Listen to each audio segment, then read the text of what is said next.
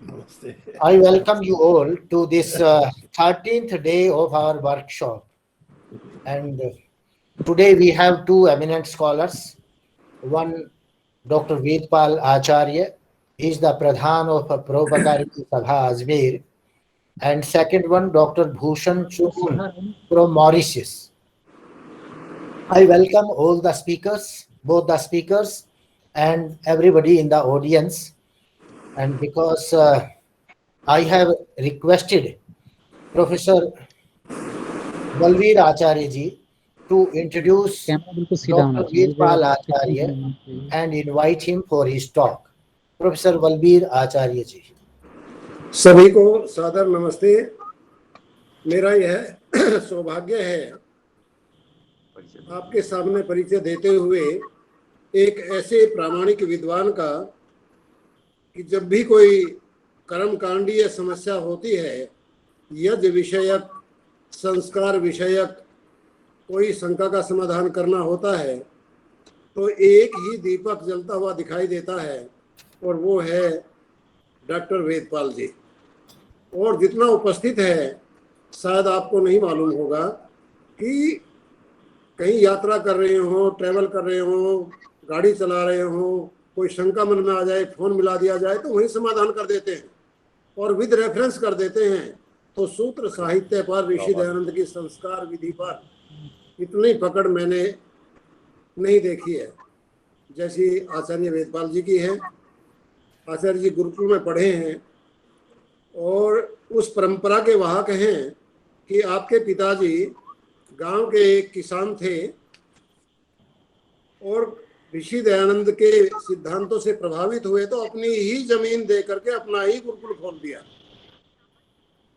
और घर से अपनी रोटी बांध करके ले जाते थे। लखनऊ में जाते थे गुरुकुल की मान्यता के लिए, भागे भागे घूमते थे अनपढ़ व्यक्ति। घर से खर्चा गुरुकुल का एक पैसा नहीं लेते थे, जमीन दी और अपना सारा खर्चा करके उस गुरुकुल को चलाया।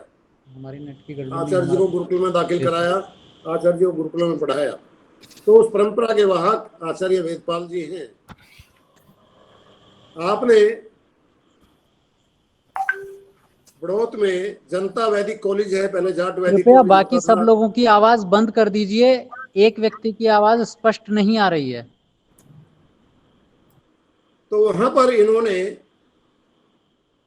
37 वर्ष तक पीजी कॉलेज जो बड़ौत है उसमें पढ़ाया। उसके साथ साथ अलग से अपना समय लगा करके, पैसा लगा करके पहले अनुसंधानम नामक पत्रिका चलाई। डॉक्टर रवि प्रकाश जी आवाज नहीं आ रही है। अनुसंधानम पत्रिका चल गई तो सभी विश्वविद्यालयों के प्रोफेसर उसके स्तर को देख करके अपने शोध पत्र वहां पर छपवाने के लिए प्रयास करते थे कि भाई आचार्य जी हमारा शोध पत्र अपनी पत्रिका में छपवा लें। उसके बाद में प्राच्य विद्या अनुसंधानम, जब ISBN की समस्या आई कि भाई ISBN नंबर होना चाहिए, तो प्राच्य विद्या अनुसंधानम बहुत लंबे समय तक चलाई।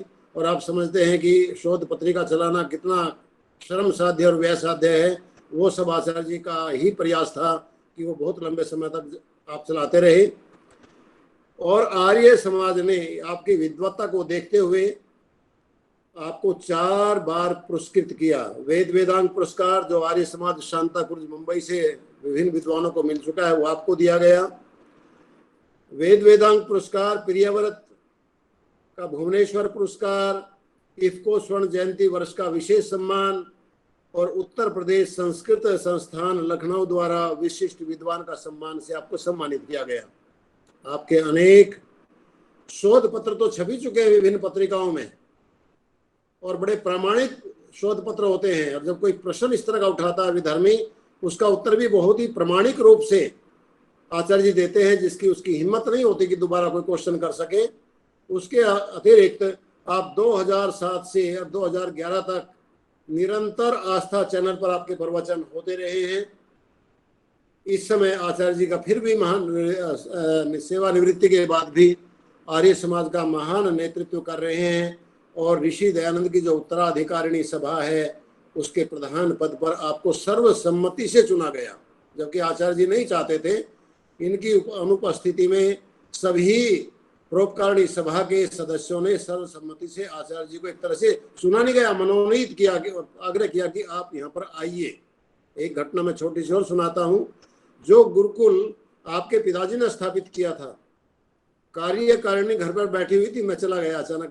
तो मगा आचार्य जी आज क्या बात है, बहुत व्यस्त हो? कहला बस बाद में बताऊंगा। कहा कि ये तीसरी बार घर पर आकर के बैठे हैं और ये कह रहे कि गुरुकुल के प्रधान आप बनो, आपके पिताजी ने गुरुकुल बनाया था, आप प्रधान बनो, और मैं बन नहीं रहा।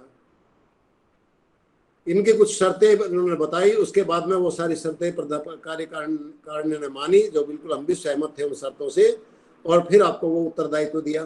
3 बार मना किया, नहीं तो कोई पदों के लिए तो झगड़ते हैं यार इस समाज में, और आप जो है पदों को से दूर भागते हैं कि नहीं मैं ये नहीं लूंगा। तो इस तरह के व्यक्तित्व के धनी, मैं तो ये कहता हूँ कि सफेद कपड़ों में बहुत बड़े महात्मा हमारे बीच में बैठे हुए हैं और बहुत बड़े विद्वान बैठे हुए हैं। तो हमारा सौभाग्य है कि हम ऐसे विद्वान को पा करके धन्य अपने आप को अनुभव करते हैं। और आज आपको आपका प्रवचन हमें सुनने को मिलेगा तो हमें बहुत लाभान्वित होंगे। परमात्मा आपकी उम्र बढ़ाए, आपको उम्र लगाए, आपका स्वास्थ्य ऐसे ही बना रहे। इन्हीं शब्दों के साथ मैं आमंत्रित करता हूँ श्रद्धेय आचार्य डॉक्टर वेदपाल जी को कि वो आए और अपना उद्बोधन हम सभी को दें। अनम्यूट करो फिर। आचार्य जी आप फिर म्यूट हो गए हो, अनम्यूट करो अपने आप को। आचार्य जी आप सुन रहे हो, आप अनम्यूट करो अपने आप को। बोलिए आचार्य जी, आपकी आवाज नहीं आ रही है, आप अनम्यूट करो अपने आप को। अनम्यूट करो। हाँ जी जी जी अब ठीक है, हाँ जी, अब ठीक है। ठीक है जी, प्रारंभ करूं? हाँ जी, जी हाँ जी, मैं प्रारंभ करूं? हाँ जी करिए। कीजिए आचार्य जी, कीजिए। कर दूं प्रारंभ? हाँ हाँ हाँ हाँ जी हाँ। करिए। ओम यस्य भूमि प्रमांतरिक्षं उतोदरं दिवं यश्चक्रे मूर्धानं तस्मै ज्येष्ठाय ब्रह्मणे नमः। सर्वेषां विदुषां मम चित्ते च वर्तते वन्दे तं वेदपुरुषं धियो यो न प्रचोदयात्। सत्यार्थ प्रकाश कार्यशाला रूपी सारस्वत सत्र के अध्वर्यु प्रोफेसर रवि प्रकाश जी, मेरे स्नेही मित्र जो अभी कुछ मेरे संदर्भ में चर्चा कर रहे थे, प्रोफेसर बलवीर आचार्य जी, इस सत्र में ऋत्विक के रूप में प्रतिभाग करने वाले सभी सम्मान्य विद्वज्जन आभासी माध्यम से इस सत्र में जो सम्मिलित हो रहे हैं, सत्यार्थ के अभिलाषी आर्यबंधु। प्रोफेसर रवि प्रकाश जी ने महर्षि दयानंद सरस्वती पीठ को जिस दिन अलंकृत किया और उसके पश्चात उन्होंने सत्यार्थ प्रकाश पर कार्यशाला आयोजित करने की चर्चा की, तो उस समय भी मैंने उन्हें वर्धापन दिया था। सत्यार्थ प्रकाश को लेकर के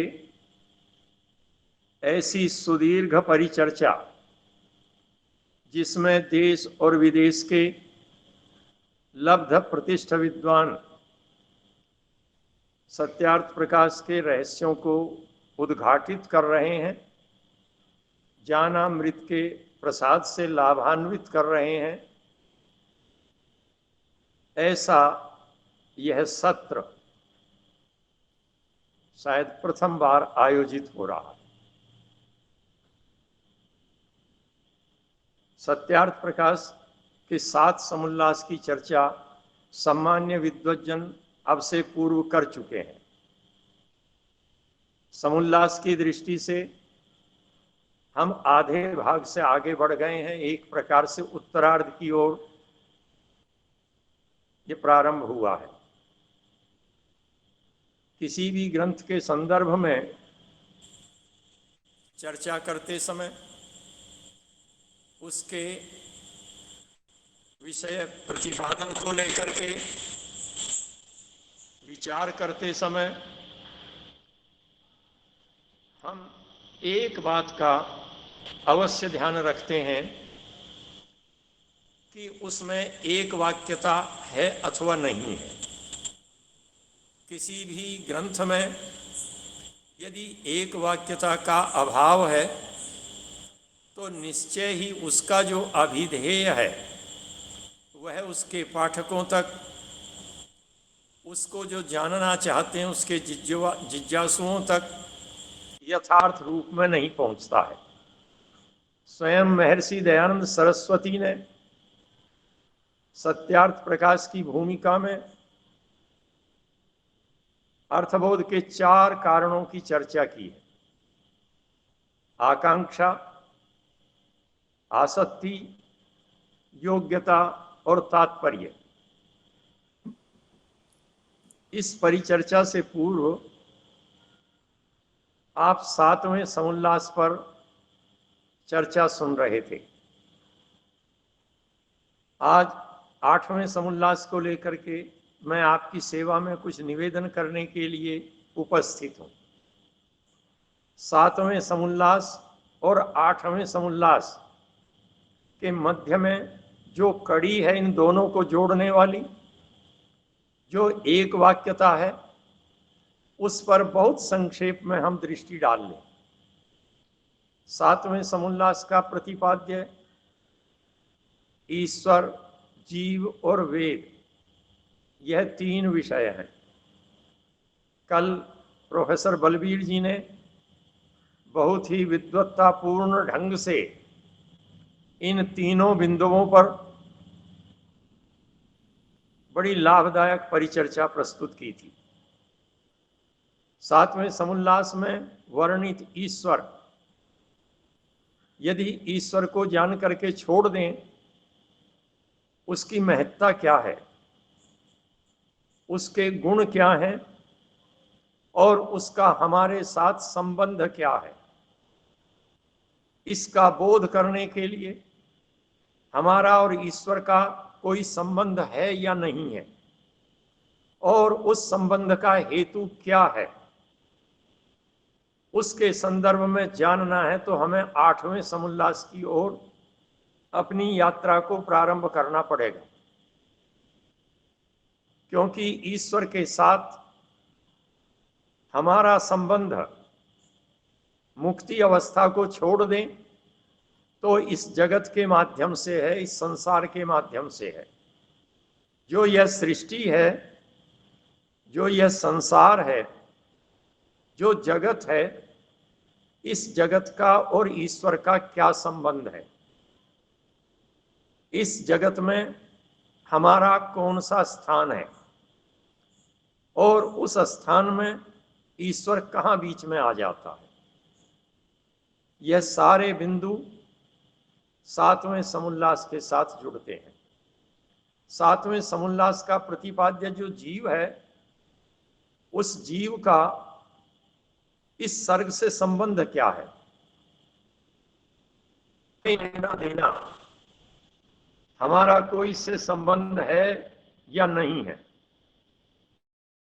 और है तो किस प्रकार से है और किस लिए है, इस सब का वर्णन इस 8वें समुल्लास का विषय है। महर्षि दयानंद सरस्वती ने 8वें समुल्लास का जो प्रतिपाद्य है वह घोषित किया है कि अथ सृष्टि उत्पत्ति स्थिति प्रलय विषयान व्याख्यास्यामः। अब हम सृष्टि की उत्पत्ति, स्थिति और प्रलय, इन विषयों की चर्चा करते हैं, इनकी व्याख्या करते हैं। सृष्टि क्या है? सृज विसर्गे धातु से सृष्टि शब्द व्युत्पन्न होता है। सृष्टि का अर्थ है जो विसृष्ट हुई है, जिसका सर्जन हुआ है। अब जिसका सर्जन हुआ है, यह शब्द व्यक्त करता है कि इसका कोई ना कोई सृष्टा है, कोई ना कोई इसका सर्जन करने वाला है।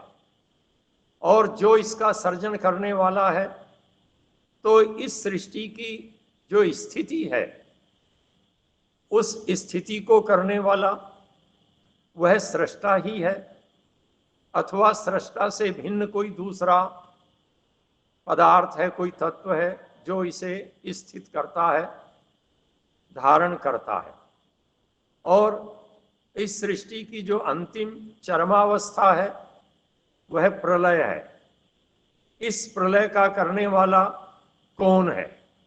क्योंकि एक नियम है, एक व्यवस्था है कि जो भी पदार्थ सृष्ट हैं, जो भी पदार्थ निर्मित हैं, वह सारे के सारे पदार्थ एक दिन उस निर्माण से विध्वंस की ओर जाएंगे, प्रलय की ओर जाएंगे। जो बन रहा है उसको बिगड़ना है। तो इसलिए इस सृष्टि, स्थिति और प्रलय विषय की जब व्याख्या करते हैं तो इसका संबंध सातवें समुल्लास के साथ जुड़ता है। सातवें समुल्लास का जो प्रतिपाद्य ईश्वर था, वह ईश्वर इस सृष्टि का सृष्टा है, इसका सर्जन करने वाला है। अस्मदादिवत मेरी और आपकी तरह से कोई व्यक्ति कितना ही समर्थ हो जाए, कितना ही बलशाली हो, कितना ही बुद्धिमान हो जाए, वह व्यक्ति इस विशाल सृष्टि का सर्जन करने में समर्थ नहीं हो सकता। तो वह जो ईश्वर है, उसके लिए महर्षि दयानंद ने जो प्रारंभ में 4 वेद मंत्र प्रस्तुत किए हैं और 5वां एक उपनिषद का संदर्भ है। इन 4 वेद मंत्रों में पहले 2 मंत्र ऋग्वेद के नासदीय सूक्त के हैं। ऋग्वेद का नासदीय सूक्त जो भाववृत्त सूक्त है, बहुत प्रसिद्ध सूक्त है, और उस नासदीय सूक्त में 7 मंत्र हैं। महर्षि दयानंद सरस्वती ने अपने एक अन्य महत्वपूर्ण ग्रंथ, और जिसे हम कहें कि ऋषि दयानंद की जो प्रस्थानत्रयी है, उस प्रस्थानत्रयी का दूसरा महत्वपूर्ण ग्रंथ ऋग्वेदादि भाष्य भूमिका। ऋग्वेदादि भाष्य भूमिका के सृष्टि विद्या विषय में महर्षि दयानंद ने सर्वप्रथम नासदीय सूक्त के 7 मंत्रों को उद्धृत करके उनका संक्षिप्त अर्थ किया है। महर्षि का भाष्य 10 मंडल पर नहीं है, इसलिए उनका विस्तृत भाष्य हमें प्राप्त नहीं होता। जो अति संक्षिप्त है वह ऋग्वेद आदि भाष्य भूमिका में उपस्थित है, उपलब्ध है। सत्यार्थ प्रकाश में महर्षि ने नासदीय सूक्त के 2 मंत्र प्रस्तुत किए हैं। उनमें से एक मंत्र 3रा और दूसरा मंत्र 7वां है। महर्षि ने 7वें मंत्र को पहले लिया है और 3रे मंत्र को उसके पश्चात लिया है। महर्षि ने संहिता के क्रम को, उसका जो पूर्वापर्य है, उसे यहाँ प्रस्तुत करते समय बदल दिया है। और क्यों बदल दिया है, सबसे पहले हम उसी पर दृष्टि डालते हैं। महर्षि ने 7वें मंत्र को पहले लिया। मंत्र है इयं विसृष्टिर यत आबभूव यदि वा दधे यदि वा न दधे यो अस्याध्यक्ष परमे व्योमन सो अंग वेद यदि वा न वेद।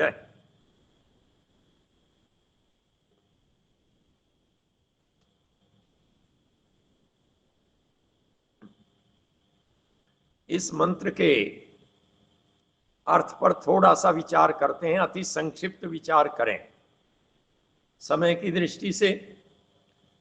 मंत्र का पहला पद है इयम। यह है विसृष्टि, जो विशिष्टि है, विविधा सृष्टि है, विविध प्रकारेण, विशेष प्रकारेण सृष्टः, जो विशेष प्रकार से, विविध प्रकार से सृष्ट की गई है, बनाई गई है, वह सृष्टि। यत, जहां से। यत शब्द का पंचमी एक वचन यत है, जहां से आबभूव, प्रकट हुई, उपस्थित हुई। यह सृष्टि कहां से आई? तो कहते हैं कि इयम विसृष्टि यत आबभूव, यत जहां से यह सृष्टि आई, अर्थात जहां से सृष्टि की उत्पत्ति हुई, वह क्या है?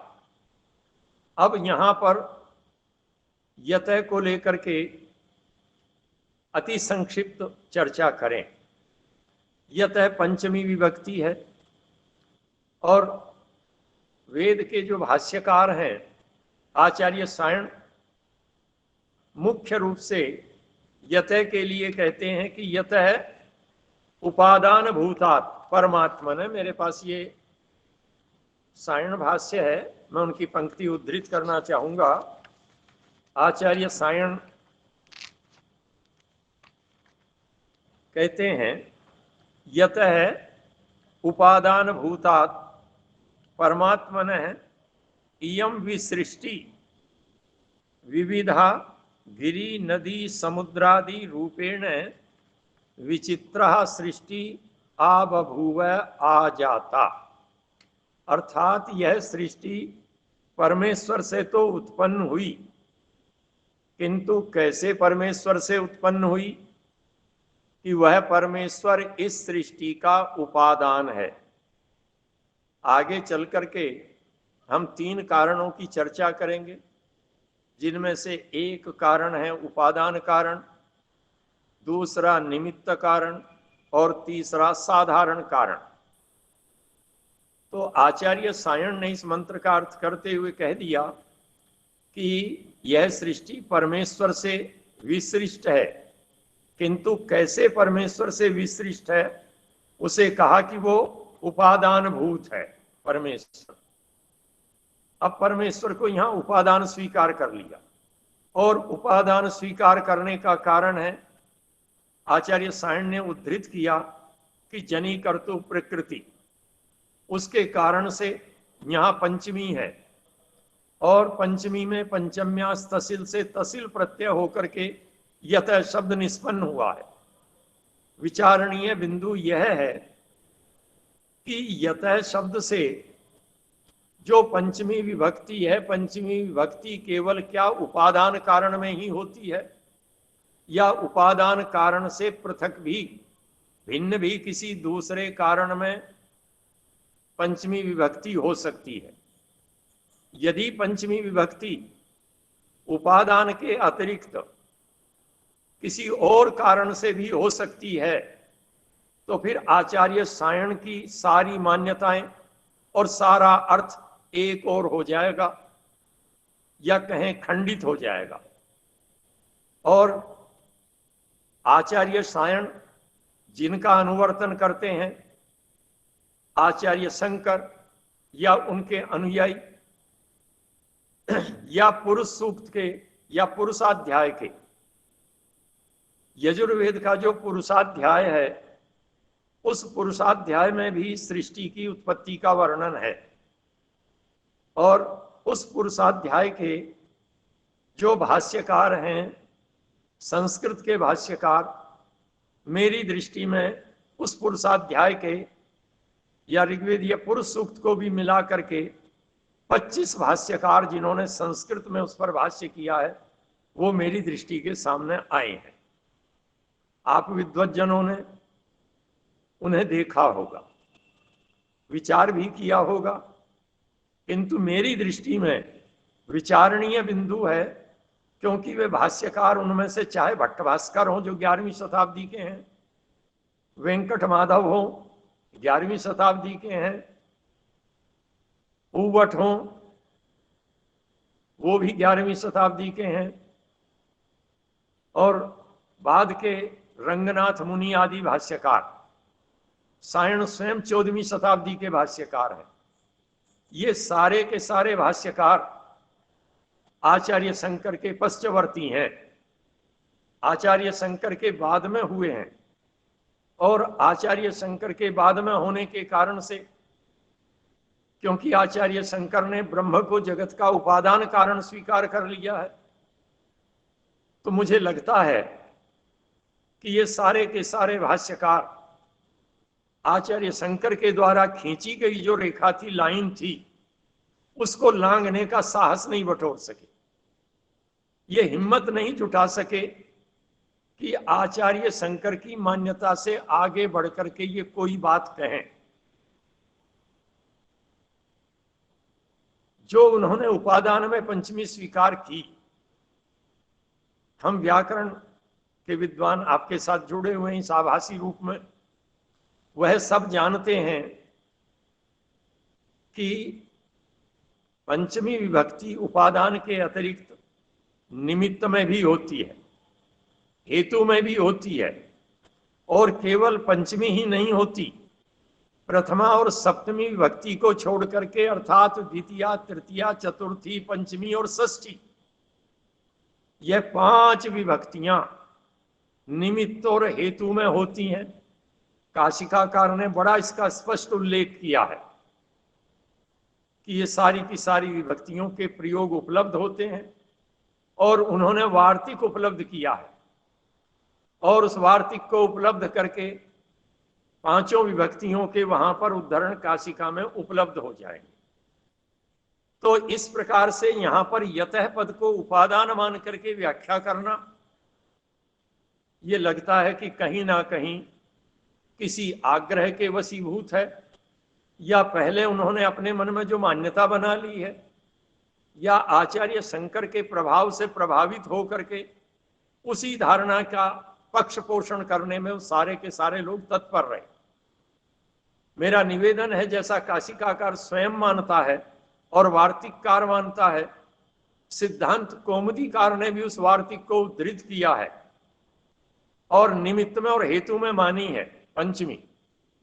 तो पंचमी मानी है, तो यदि हम यहां निमित्त में पंचमी स्वीकार कर लेते हैं तो अर्थ बिल्कुल बदल जाएगा। अर्थात इस सृष्टि की उत्पत्ति कहां से हुई? अर्थात इस सृष्टि का जो निमित्त कारण परमेश्वर है, उस परमेश्वर से इस सृष्टि की उत्पत्ति हुई है। उपादान छूट जाता है। और यदि हम आग्रह करें कि उपादान में ही पंचमी होती है, तो साहित्य के विद्वान इस परिचर्चा में सम्मिलित हैं। काव्य प्रकाश पर थोड़ी सी दृष्टि डाल लें, और काव्य प्रकाश में जो काव्य के लिए जो हेतु दिए गए हैं उन पर देख लें जरा। उन पर देखेंगे तो वहां शक्तिर निपुणता, लोक शास्त्र काव्याद्यवेक्षणात् काव्यज्ञ शिक्षाभ्यास इति हेतुस्तदुद्भवे। तो यहां अवेक्षणात् में कौन सी विभक्ति है? सब एक मत होकर के स्वीकार करेंगे कि पंचमी विभक्ति है। और यहां पंचमी विभक्ति किस में आई है? निश्चित रूप से ये मानेंगे कि निमित्त में आई है, हेतु में आई है, प्रयोजन में आई है, उपादान में नहीं है।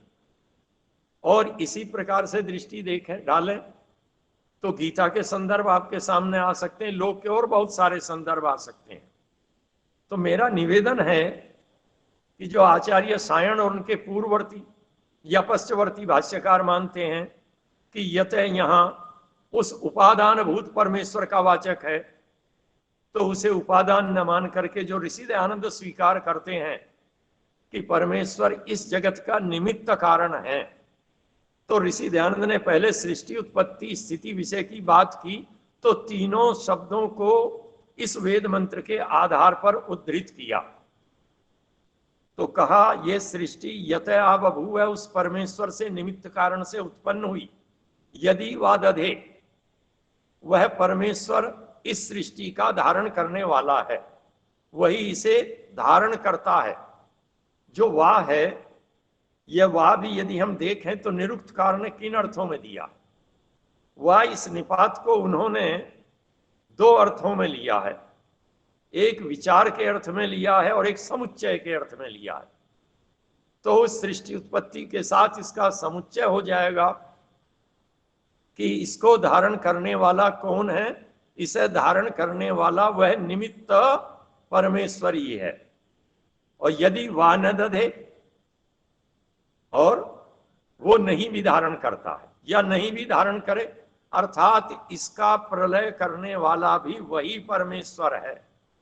और इसके बाद इस मंत्र को हम छोड़ दें तो अगले मंत्र के एक पद पर बहुत संक्षेप में विचार कर लेते हैं। तमः आसीत तमसा गूढ़म अग्रे अप्रकेतम सलिलम सर्वमाइदम। जो सलिल पद है, सलिल पद से दो अर्थों में निघंटु में दो स्थानों पर सलिल पद पढ़ा गया है। पहले अध्याय में उदक के नामों में सलिल पद पठित है और तीसरे अध्याय में हम चले जाएं, नैगम कांड में चले जाएं तो वहां पर सलिल पद बहु नाम में पठित है। तो यहां पर जो सलिल है केवल जल का वाचक नहीं है। निरुक्त के भाष्यकार आचार्य दुर्ग कहते हैं सलिलम का अर्थ है सद्भावे लीनम, जो सद्भाव में लीन है। और निरुक्त के दूसरे व्याख्याकार स्कंद स्वामी कहते हैं सती सत्तात्मके कारणात्मनिक, जो सत्तात्मक है, जो उसका कारण है, उसमें लीन होने वाला। तो क्या था प्रारंभ में? ये जगत अंधकार ही अंधकार था, तमस था, और वो गहन अंधकार से आच्छादित था, अर्थात कुछ भी अनुभव गम्य नहीं था।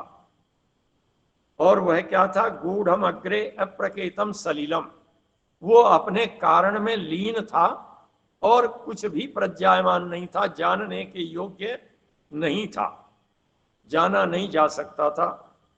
फिर उसके बाद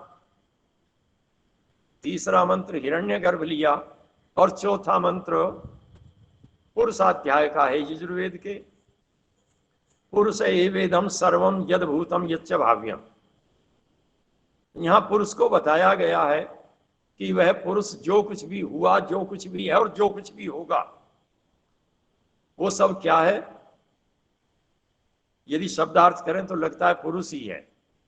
और यदि पुरुष ही स्वीकार कर लेते हैं तो फिर तो कहीं ना कहीं हमें लगता है कि जो सर्वेश्वरवाद है, अर्थात जिसमें केवल सब कुछ ईश्वर को ही सत्ता स्वीकार की गई है, उसकी यहां अभिव्यक्ति हो सकती है। किंतु नहीं, ऋषि दयानंद अपनी उस विचारधारा के साथ जुड़े हैं। और पांचवा उद्धरण उपनिषद का है, यतो वा इमानि भूतानि जायन्ते। तो यहां भी जो यतः पद है उसकी व्याख्या यदि हम पहले मंत्र में आए हुए यतः पद के अनुसार समझ लेते हैं तो ये लगभग व्याख्यात हो जाता है। इसके पश्चात ऋषि दयानंद जी महाराज ने व्याख्या करते हुए बता दिया है कि ये परमेश्वर क्या है। परमेश्वर ने अपने सामर्थ्य से कारण रूप से कार्य रूप कर दिया है। जो कारण था उससे इसे कार्य रूप में परिणत कर दिया है। और वह परमेश्वर जीव से भी अतिरिक्त है, इस जड़ जगत से भी अतिरिक्त है, और जो प्रकृति है उससे भी भिन्न है। ये कहकर के फिर आगे वेदांत का एक सूत्र उद्धृत किया है, जन्माद्यस्य यतः, कि वह परमेश्वर कैसा है?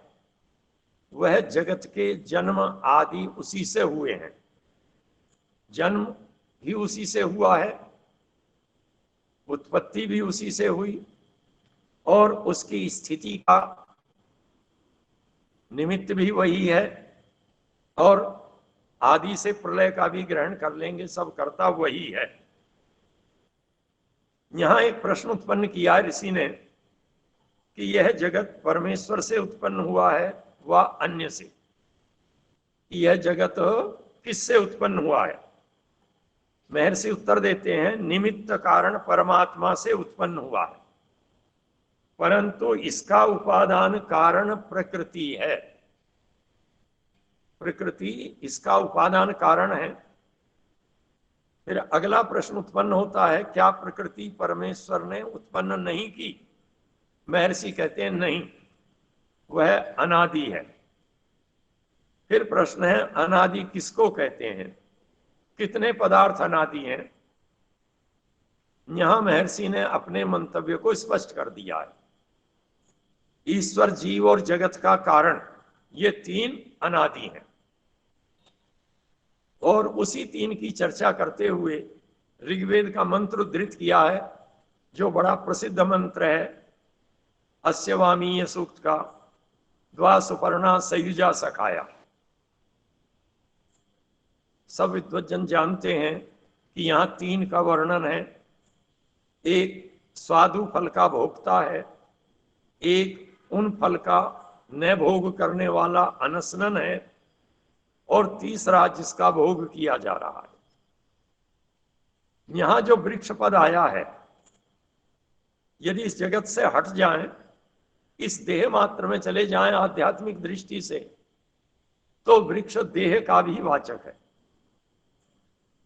वृक्ष शरीर का भी वाचक है। जगत की दृष्टि से या देह की दृष्टि से बात करें तो इसको वृक्ष क्यों कहा? वृक्षो वृश्चनात्, वृश्चन होता है। और वृक्ष का अर्थ निरुक्त में कहा गया वृक्षम शरीरम, वृक्ष शरीर है। आचार्य सायण ने उसको देह कह करके व्यक्त किया है।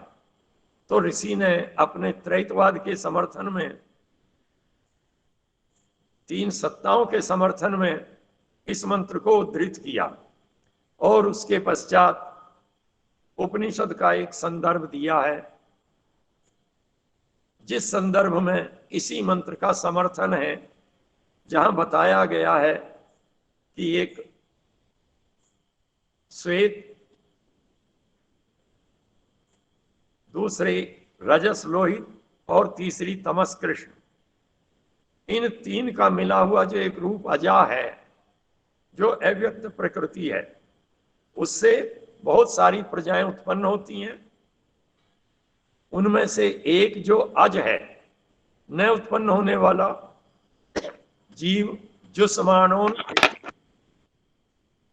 इस जगत का सेवन करता है, और दूसरा इस जागतिक पदार्थों को, जो प्रकृति है, सृष्टि है, भुक्त भोगाम,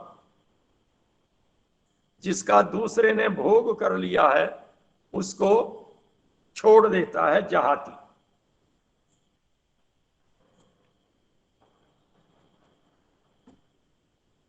और इसके पश्चात महर्षि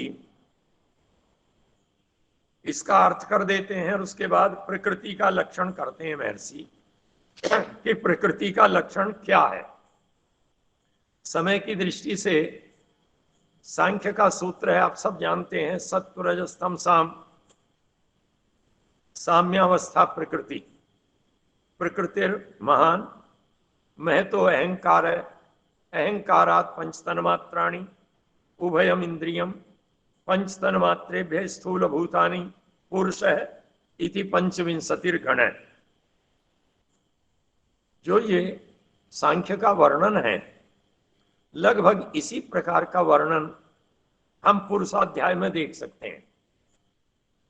और विशेष रूप से पुरुषाध्याय का जो 17वां मंत्र है, अध्यय संभृत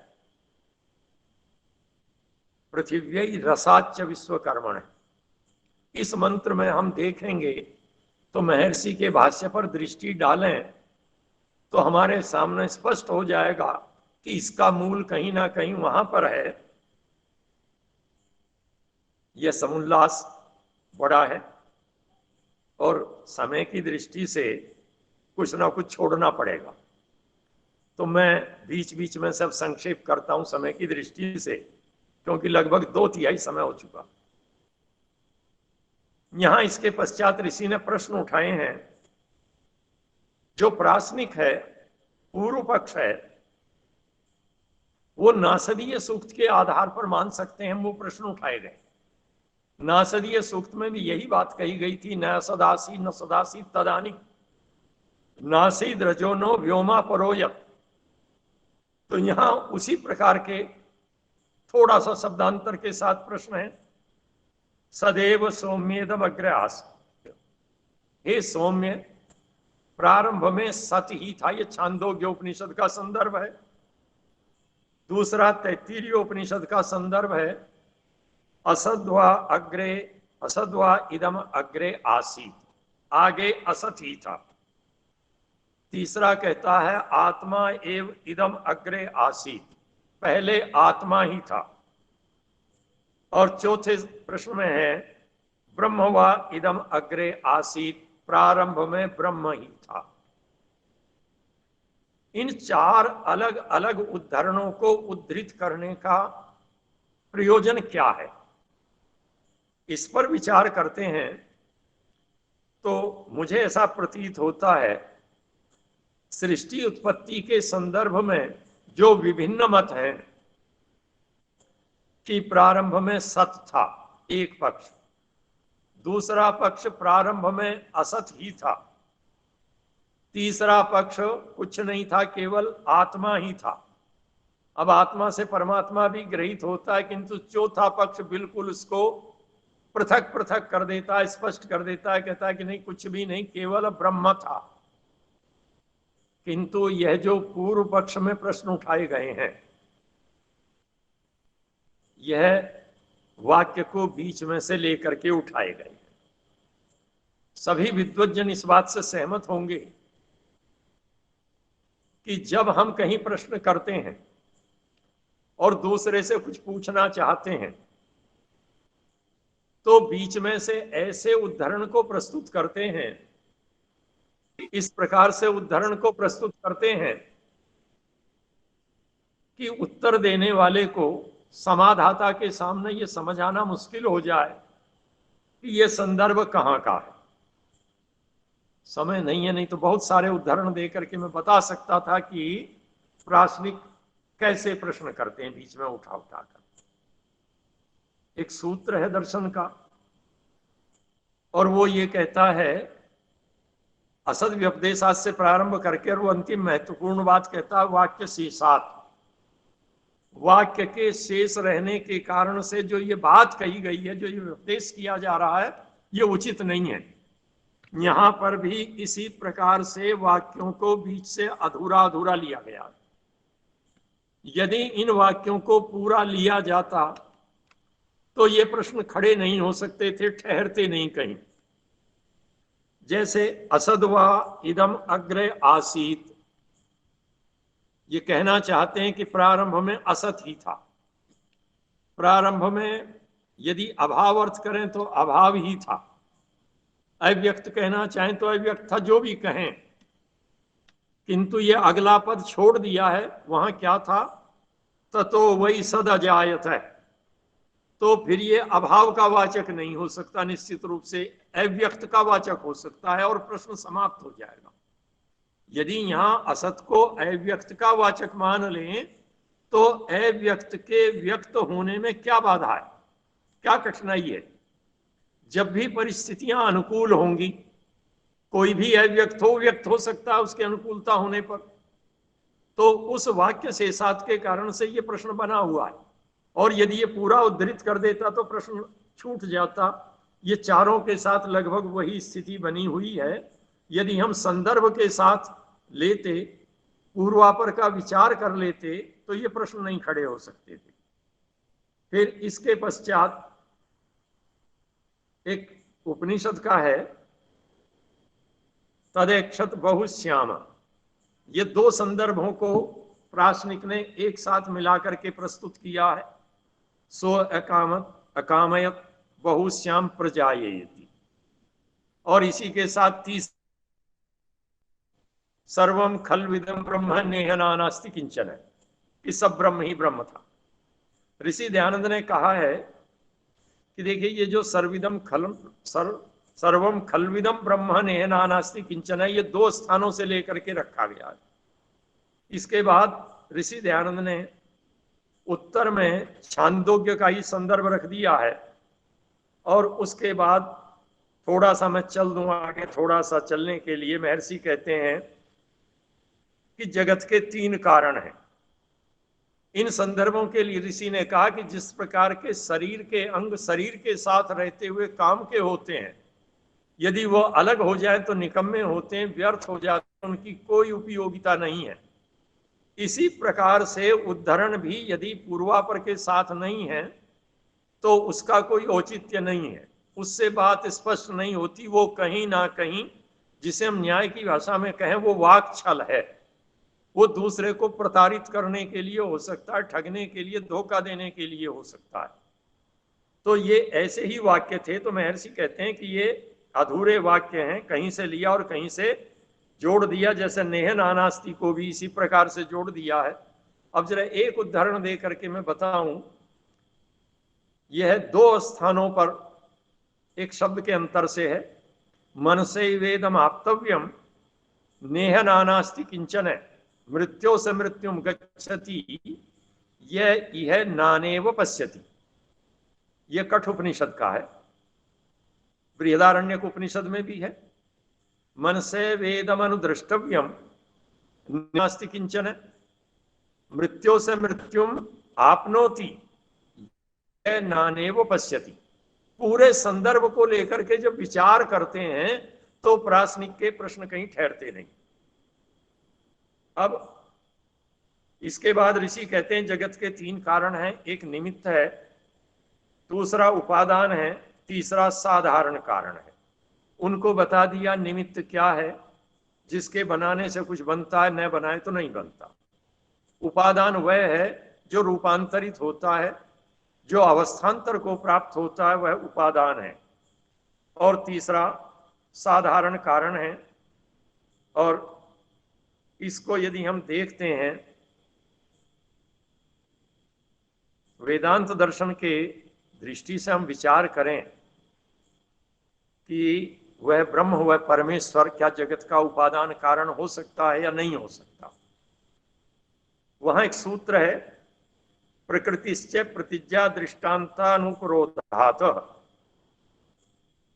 प्रतिज्ञा जो उपनिषद के वचन है, वेदांत दर्शन, सांख्य दर्शन प्रायः उपनिषदों के संदर्भ को लेकर के परिचर्चा करते हैं।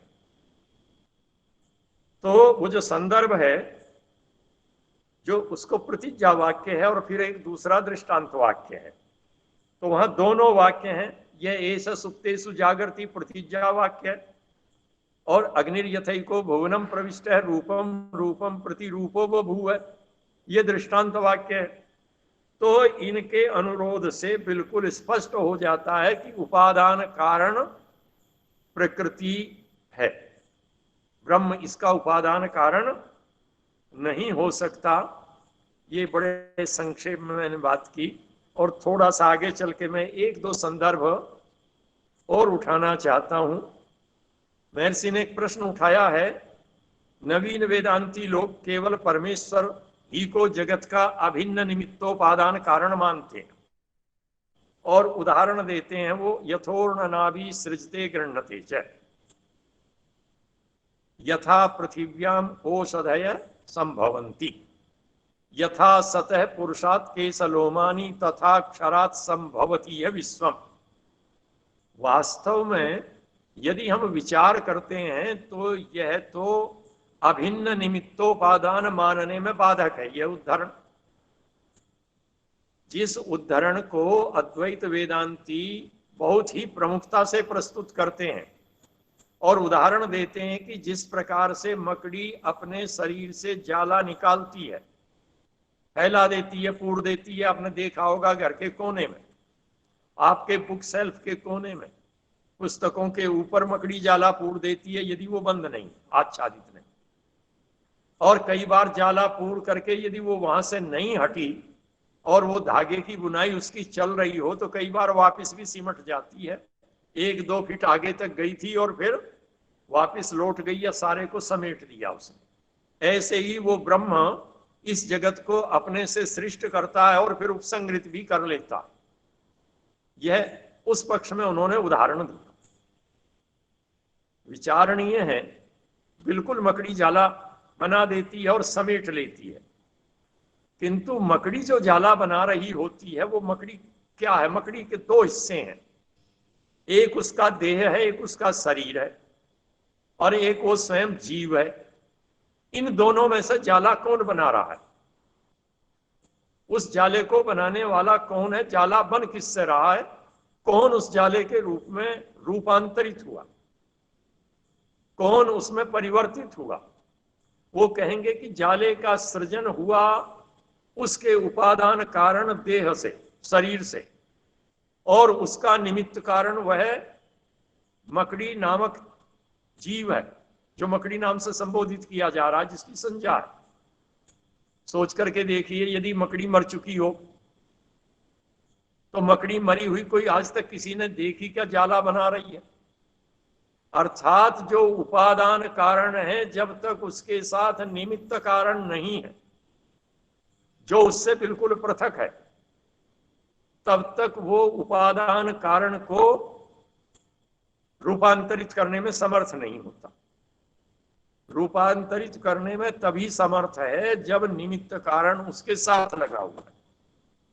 ये थोड़ा सा और स्पष्ट हो जाएगा। यथोर्ण नाभि सृजते गृह्णते च यथा पृथिव्याम औषधय संभवंती, या जैसे पृथ्वी से औषधियां उत्पन्न होती हैं, तो औषधियां जो उत्पन्न हो रही होती हैं उसका उपादान क्या है? उनके बीज हैं। जिस बीज से वो अंकुरित होकर के औषधियां उत्पन्न होती हैं, किसी का बीज है, किसी में वो बीजधानी गांठ में होती है, जैसे बांस में, गन्ने में, तो उसमें से अंकुरण हो जाता है, अलग से बीज नहीं है, वहीं से अंकुरित होकर चल पड़ता है। गिलोय है गुडूची, आपने कहीं से काटी और लगा दिया, चल पड़ी, उसमें अंकुरण प्रारंभ हो गया।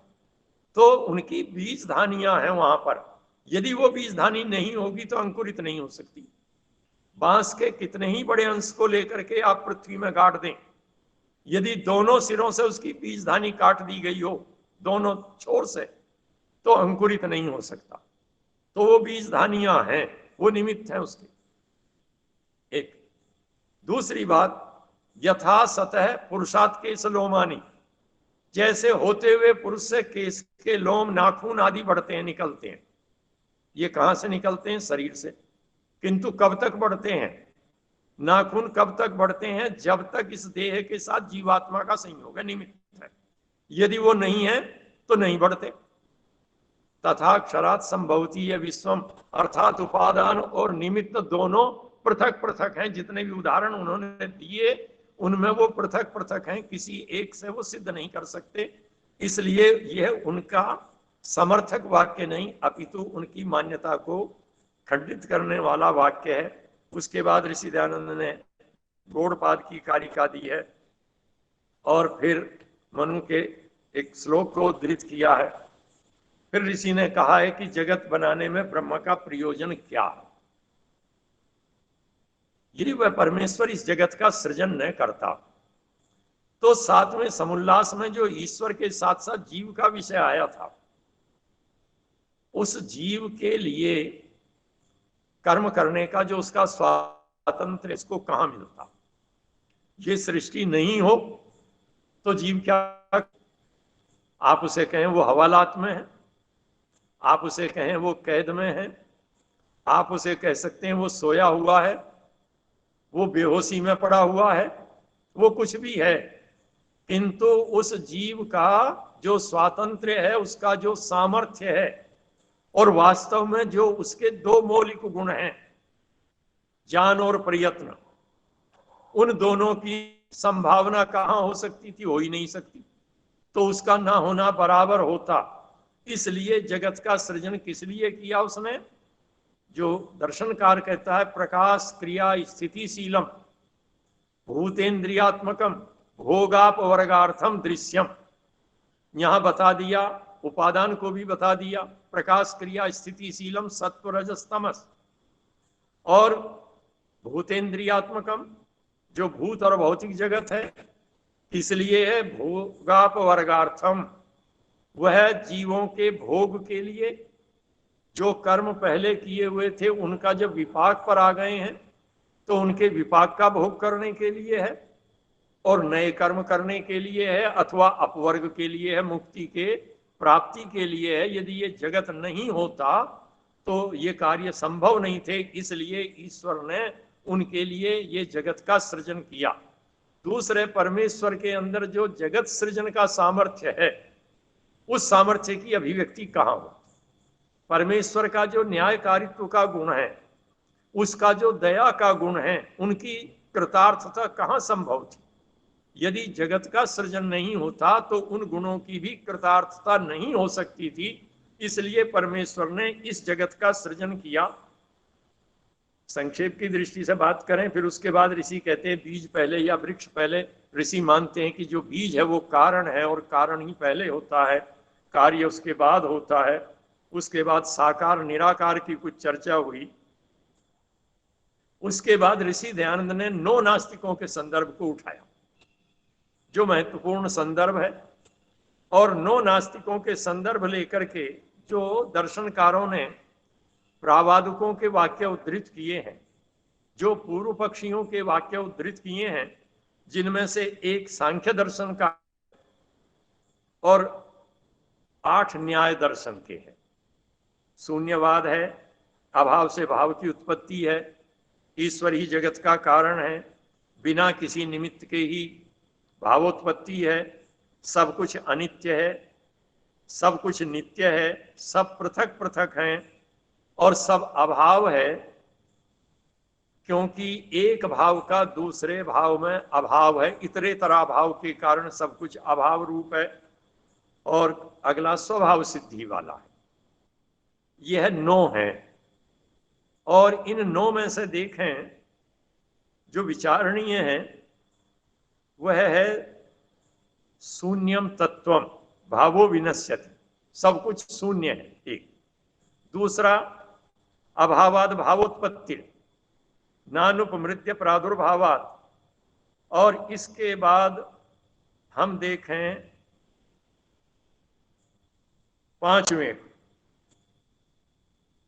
5वें को देखते हैं, सर्वम अनित्यम उत्पत्ति विनाश धर्मकत्वात्। ये लगभग निकट हैं, एक दूसरे के समीपवर्ती हैं, और इन पर चर्चा का समय नहीं है, किंतु ये विचारणीय जरूर है इस समुल्लास की दृष्टि से। और इनका जो उत्तर पक्ष दर्शनकार ने स्वयं उद्धृत किया है, महर्षि ने अपने शब्दों में व्यक्त किया है, संक्षेप में। विस्तार से जो विद्वान या कोई जिज्ञासु जानना चाहते हैं तो दर्शन के उस संदर्भ को देख लेंगे, तो कहीं ना कहीं उनकी बात समझ में आएगी। और एक संदर्भ में थोड़ा सा और उद्धृत करना चाहता हूं, जो ऋषि दयानंद ने दर्शन के संबंध में महत्वपूर्ण बात कही है। कई पृष्ठ आगे जाकर के है, सृष्टि विषय में वेदादि शास्त्रों में अविरोध है व विरोध। महर्षि दयानंद कहते हैं वेदादि शास्त्रों में सृष्टि विषय को लेकर के कोई विरोध नहीं है, अविरोध है। पूर्व पक्षी ने तैत्तिरीय उपनिषद का संदर्भ उद्धृत कर दिया है, तस्माद् वा एतस्माद् आत्मने आकाश संभूत। उद्धरण में छोड़ देता हूं। इसके साथ साथ उसने ये बात कही कि यहां तो सबसे पहली उत्पत्ति की प्रक्रिया में पहला स्थान आकाश का है, और आकाश से दूसरा वायु, तीसरा अग्नि, फिर जल आदि का है। दूसरे स्थानों पर इससे भिन्न भी वर्णन हमें उपलब्ध होता है। जैसे उसने कहा कि यहां आकाश आदि क्रम से, और छांदोग्य में अग्नि आदि, ऐत्रेय में जलादि क्रम से सृष्टि हुई है। आपाततः विरोध दिखाई देता है।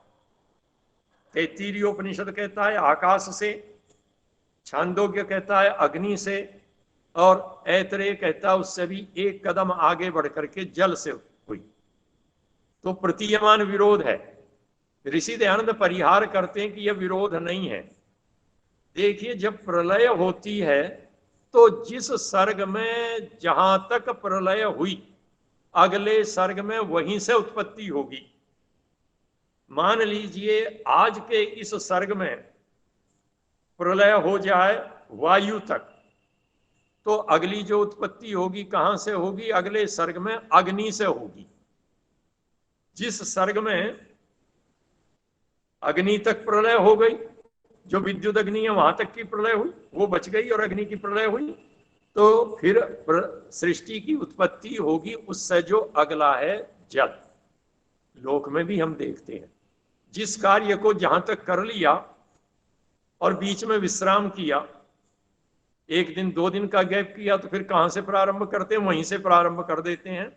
तो महाप्रलय में तो वहां से होगी प्रारंभ से, और जो बीच में प्रलय होंगी उसमें जहां तक होगी, इसलिए ऋषि दयानंद कहते हैं वहां से सृष्टि उत्पत्ति का वर्णन उसने किया है, क्योंकि विरोध तब होता यदि ये वर्णन किसी एक ऋषि के किए हुए होते।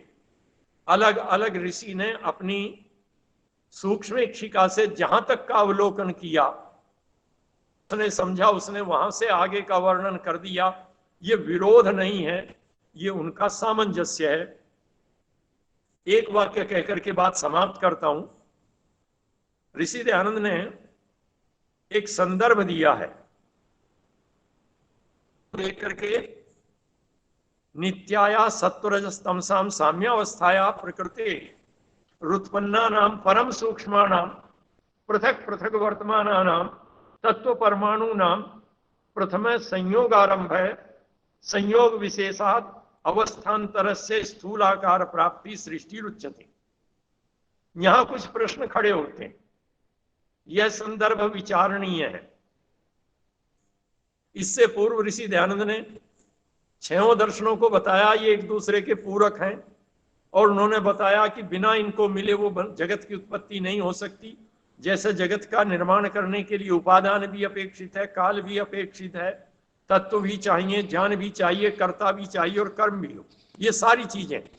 तो 6 दर्शन परस्पर विरोधी नहीं, एक दूसरे के पूरक हैं।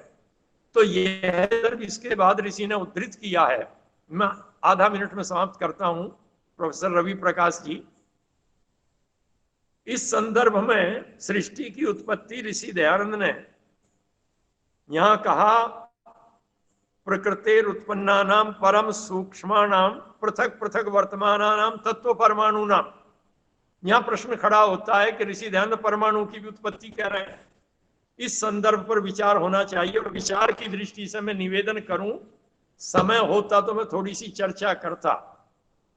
सृष्टि के संदर्भ में सांख्य और जो प्रक्रिया है, उन दोनों प्रक्रियाओं की तुलना नहीं की जा सकती। दोनों प्रक्रियाओं में अंतर है।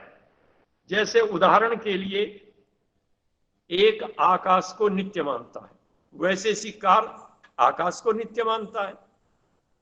अब दूसरा तो नित्य स्वीकार नहीं करता, किंतु विरोध नहीं है। वो अपना अपना चिंतन है, अपना अपना स्तर है। जैसे एक वैज्ञानिक जहां तक चिंतन करता है, खोज करता है, वहां तक की करता है, अगला उससे आगे बढ़ जाता है। वैसे सिक्का जो चिंतन है वो सृष्टि के संदर्भ में उतना गहराई तक कहें या उतने परले सिरे तक, उतनी दूरी तक नहीं गया है जहां तक सांख्य का गया है। दोनों का विरोध नहीं है। एक ने वहां तक का चिंतन किया, वहां तक का प्रस्तुतिकरण किया, दूसरे ने उससे आगे का भी प्रस्तुतिकरण किया। वो उसी दृष्टि से देख करके विचार करते हैं, तो इस संदर्भ की संगति लगती है। और यह संदर्भ किसी ग्रंथ में अभी तक उपलब्ध नहीं होता है। लगता ये है, उदयवीर जी शास्त्री का कहना ये है, क्योंकि इसकी शैली बिल्कुल वैसा तो सांख्य से मिलती है, आप भी देखेंगे तो लगता ये कि ये ऋषि दयानंद का है। और यहाँ परमाणु की जो उत्पत्ति है, इसका परिहार आप पढ़ेंगे, दोनों की जब तुलना करेंगे तो आपको हो जाएगा। मैंने 3.25 मिनट का समय अधिक लिया है। बहुत ही विनम्रता के साथ आपने मुझे इस कार्यशाला में, इस सारस्वत सत्र में ऋत्विक के रूप में, मैं कर्मकांड का व्यक्ति हूं, ऋत्विक के रूप में भाग लेने का अवसर दिया। मैं जानता हूं बड़े बड़े यज्ञों में 16 ऋत्विक होते हैं, तो कम से कम 16 में तो मेरा स्थान पड़ ही जाएगा। तो ऋत्विक के रूप में रवि प्रकाश जी ने सम्मिलित होने का अवसर दिया। विषय के साथ न्याय शायद नहीं हो पाया होगा, किंतु मैंने ऋषि दयानंद के मंतव्य को प्रस्तुत करने का प्रयास किया कि जो ऋषि दयानंद मानते हैं वो यह मानते हैं, और जो ऋषि दयानंद मानते हैं वो साधार है, निर्मूल नहीं है, निमित्त कारण में, यतः में, उसके पीछे भी उसके आधार हैं। मैंने प्रस्तुत किया। क्षमा याचना के साथ समय के लिए आपका बहुत बहुत धन्यवाद। सभी विद्वज्जनों को नमस्ते। Thank you, Dr. Vedpal Acharya ji. You gave a very insightful lecture. In fact, the matter of creation is very complex one, and in the modern science is striving hard just to find out the mystery of the creation, and this mystery has already been unraveled by our seers in the Shastras, and Maharshi Dayananda has put forward the same thing before us in a very most modern terms, in a very simple manner. And just because we are getting late, I'll just let you know a few things. First of all, the learned speaker, it was a very philosophical speech, and full of grammar and all these things. So for a lay scholar, it is difficult to understand. Whatever he wants to say, the crux of the thing was that this creation is the act of some creator. If the creation is there, then some creator has to be there, and that creator, who is that creator, and what is the position, status of that creator? There is a shlok quoted by him from Satyartha Prakash, a mantra quoted by Maharshi Dayanand in Satyartha Prakash from Nasadiya Sukta, Yataha iyam srishti yataha abhabhuva. The scholars, just like Sion and all, they are considering Brahman as the material cause of the creation. Yataha, from this word, they just give the meaning from Brahman, who is the material cause. But Swami Dayananda, and he says that here the yataha word has been used in the sense of nimitta karana, or efficient cause.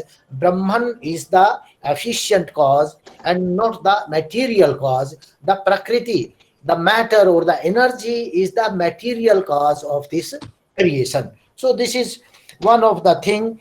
And after that, he has given some explanation regarding the word salila. The word salila in this mantra, in the Rig Vedic mantra, it has not been used in the sense of waters, but it has been used in the sense of cause, the efficient cause. Something when emanates from efficient cause, that is the salila. So this is how it's very long and very interesting. And finally, he says that there is no contradiction in the statements of this philosophical treatises. And Maharshi Dayananda, at one place, he clarifies and he gives that this Pramanu has also been created, but Vaisheshik says that the atom is eternal and it cannot be created. So he could not explain this fact, and he told that we can find this answer of this fact when we will go through the Satyartha Prakash. So it's a very complex subject, and I thank the learned speaker for his insightful speech.